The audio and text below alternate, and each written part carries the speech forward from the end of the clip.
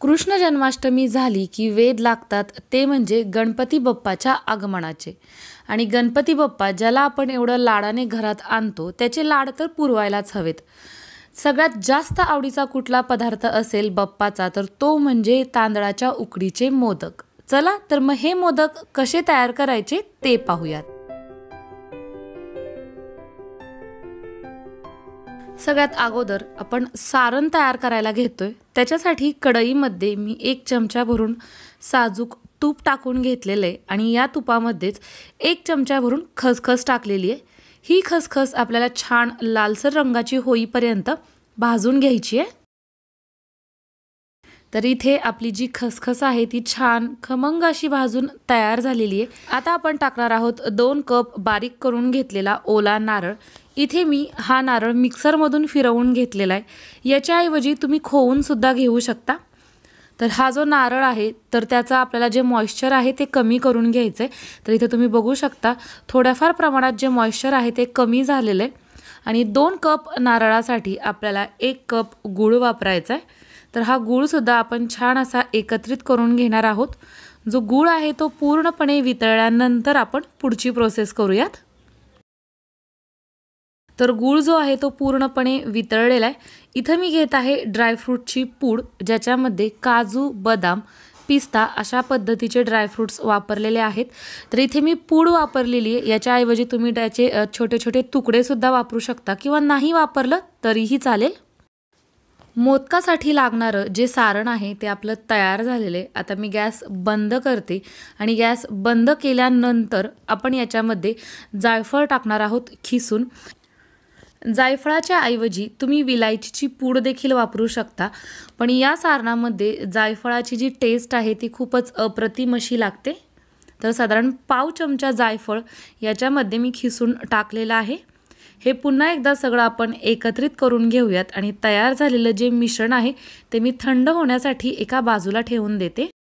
सारण तयार झालं. आता आपण उकडीची तयारी करूयात. तर त्याच्यासाठी कढईमध्ये मी 2 कप पाणी उकळण्यासाठी ठेवत आहे आणि याच्यामध्ये आपण थोडंसं चवीनुसार मीठ टाकून घेऊयात. त्याचबरोबर 1 चमचा भरून साजूक तूप. तर पाण्याला आपल्याला छान उकळी येऊ द्यायची. उकळी आल्यानंतरच याच्यामध्ये आपण टाकत आहोत 2 कप तांदळाचं पीठ. तर जेवढं पाणी घेतलेलं होतं तेवढंच आपल्याला पीठ देखील घ्यायचं आहे. आणि पीठ टाकल्यानंतर आता मी गॅस बंद करते आणि गॅस बंद करून हे सगळं आपण व्यवस्थित असं एकत्रित करून घेणार आहोत. ही जी प्रोसेस आहे ती आपल्याला थोडीशी फास्ट करावी लागते.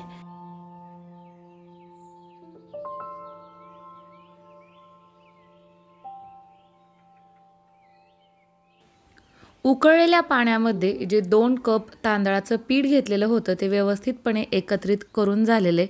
आणि आता लगेच आपल्याला हे जे पीठ आहे ते अशा पद्धतीनं चोपून ठेवायचे आणि याच्या कढईवरती झाकण ठेवायचे साधारण एक 7 ते 8 मिनिट. तर 8 मिनिट झालेले आहेत आणि आपली जी उकड आहे ती छान अशी वाफरली गेलेली आहे. आता हे जे मिश्रण आहे ते मी एकत्रित करून घेते आणि एका मोठ्या परातीमध्ये आपल्याला हे ट्रान्सफर करून घ्यायचं आहे. तर सुरुवातीला ही जी उकड आहे ती थोडीशी जास्त गरम असते. त्याच्यामुळे जे आपलं फुलपात्र किंवा ग्लास किंवा वाटी याच्यापैकी कशाचाही तुम्ही वापर करू शकता आणि अशा पद्धतीने हे मळून घ्यायचं आहे. सुरुवातीला 1-2 मिनिट मळून घेतलं तरी काम होऊन जातं. जर तुमचं तांदळाचं पीठ जास्तीत जास्त बारीकसर अशा पद्धतीचं असेल तर तुमची जी उकड आहे ती अगदी व्यवस्थित अशी निघते. त्याचबरोबर पाण्याचं प्रमाणसुद्धा याच्यामध्ये खूप महत्त्वाचं आहे. जेवढं आपण पीठ घेतलेलं आहे म्हणजे 1 वाटी 2 वाटी तेवढ्याच प्रमाणात आपल्याला पाणीसुद्धा घ्यावं लागतं. तूप वापरताना सुद्धा अगदी 1 चमच्यावरच तूप त्या पाण्यामध्ये टाकायचे. जर जास्त तूप टाकलं तर आपले जे मोदक आहेत ते थोडेसे कडक होण्याची शक्यता असते. त्याच्यामुळे प्रमाणातच तुपाचा सुद्धा वापर करायचा. तर इथं तुम्ही बघू शकता सुरुवातीला मी फुलपात्र वापरलेलं होतं आणि नंतर आता हातानंच ते व्यवस्थित असं मळून घेत आहे किंवाच तिंबून घेत आहे. हाताला आपल्याला थोडंसं तूप लावून घ्यायचं आहे जेणेकरून हे जे चिकटसर असं पीठ असतं ते आपल्या हाताला चिटकत नाही. आणि नंतर व्यवस्थित असा हा गोळा मळून झाल्यानंतर आपल्या हाताला सुद्धा हे पीठ चिटकत नाही. छान असं त्याचं बाइंडिंग तयार होतं आणि आपल्या उकडीच्या मोदकाची जी उकड आहे ती तयार होते. तर इथं तुम्ही बघू शकता अतिशय सुंदर अशा पद्धतीचं आपलं जे पीठ आहे ते तयार झालेलं आहे। चला तर मग पीठ तयार झालेलं आहे, आता आपण मोदक तयार करायला घेऊयात। तर मोदक तयार करण्यासाठी इथे मी वापरत आहे साचा। हवं असल्यास तुम्ही हातावर सुद्धा मोदक तयार करू शकता। तर साच्याला मी सर्व बाजूनी व्यवस्थित असं तूप लावून घेतलेलं आहे आणि जे आपण पीठ तयार केलेलं होतं ते आपण व्यवस्थित असं आतून सगळ्या बाजूंना पसरवून घेणार आहोत किंवा लावून घेणार आहोत।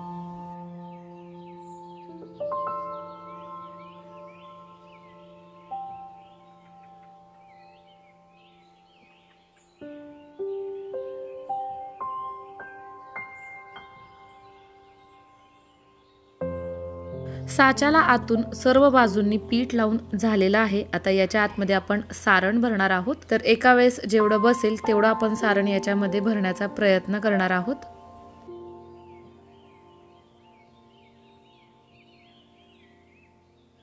सारण भरून झाल्यानंतर खालच्या बाजूनं आपण हा मोदक पीठ लावून बंद करून घ्यायचा आहे।